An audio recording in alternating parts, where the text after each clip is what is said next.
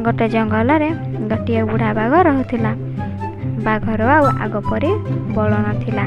एही कारणरू से बहुत मुस्किल रे शिकार पाउथिला। भोकरे रहिबा कारणरू बाघर शरीर बहुत कमजोर हो जाइथिला।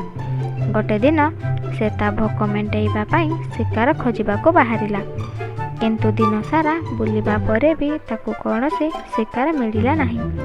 संध्या हेबा बेलकू से गोटिए पहाड़ पाखरे पहुँचिला। से पहाड़ पाखरे गोटिए गुंफा देखिला।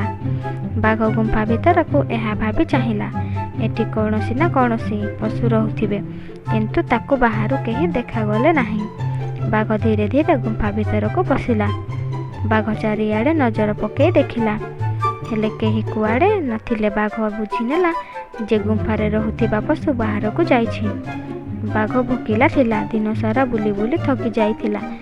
से गुंफारे गोटिए कणरे लुचिकी से गुंफारे रहुथिबा पशु को अपेक्षा कला।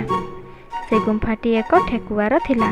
किछि समय परे ठेकुआ आसिला। ठेकुआ को कहीं केजाणी गुंफार अवस्था ठीक लागिला नहीं। से भल भावरे देखिला गुंफा भीतर को बाघ जीवार पाद चिन्ह अच्छी, किंतु फेरिबार पाद चिन्ह नहीं। ठेकुआ बुझीगला निश्चय बाघ भितर अच्छी। ठेकुआ मनरे एक बुद्धि आसिला।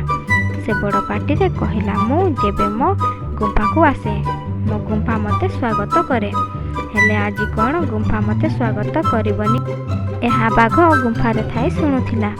से भाविला मु अछि बोली ठेकुआर गुंफा आजी ताको स्वागत करुनी। बाघ भाविला आसीथिबा शिकार हाथरू खसीजिब। बाघ कहिला, आस बंधु, तुमको तुम गुंफा स्वागत करुछि।